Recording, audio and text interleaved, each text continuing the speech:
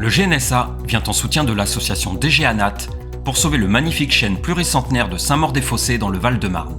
Labellisé arbre remarquable par l'association Arbre de Georges Fetterman, sa sauvegarde, son intégrité sont de nouveau mises en péril par un arrêté de permis de construire délivré par la préfecture du Val-de-Marne en juillet 2024 pour une construction qui portera gravement atteinte à son système racinaire en contravention avec les règles du PLUI.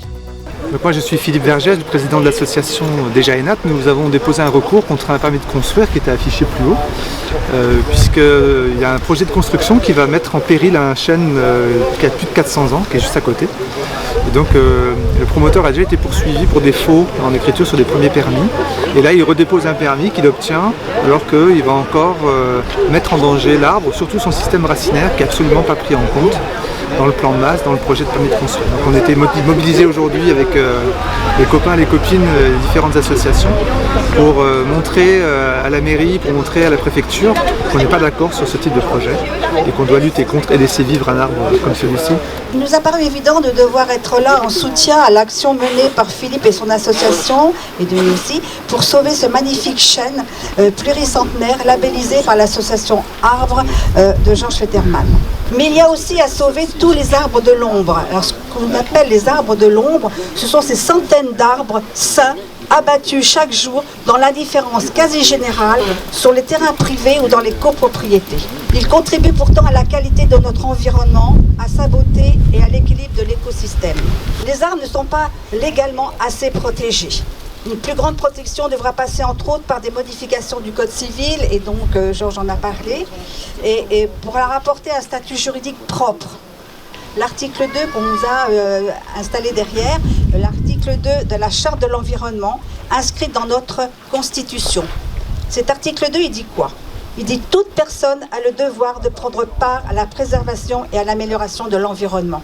Donc chaque citoyen peut, nanti de cet article 2 qui est donc dans notre Constitution, chaque citoyen peut devenir un citoyen qui regarde, qui dénonce et qui va au-delà vers les associations s'engager pour faire respecter un droit d'arbre. On a affaire ici, je le rappelle, à un des plus beaux arbres d'Île-de-France, des plus vieux arbres d'Île-de-France et à coup sûr le plus gros chêne de toute cette région. Et donc, pour ces multiples raisons, plus celles que vous avez développées, cet arbre doit être préservé, doit continuer sa longue carrière. On a essayé de faire ce qu'on a pu. Une première fois, on a rencontré l'ancien maire, c'est plus lui maintenant, si je ne me trompe pas. Ça s'était pas très bien passé, on n'avait pas été très bien accueillis. On a remis ce label symbolique, évidemment, c'était un label mérité, mais à la fois un label de combat pour soutenir les initiatives. J'ai reçu 3 lettres du promoteur, pas très gentilles, avec sous-entendu des menaces en disant « Vous n'avez pas le droit de remettre un label sur mon terrain, pour mon chêne ». Déjà cette expression, moi ça va pas parce que personne n'est propriétaire d'un chêne. À la limite le terrain on peut en discuter, mais le chêne c'est sûr que personne n'en est propriétaire.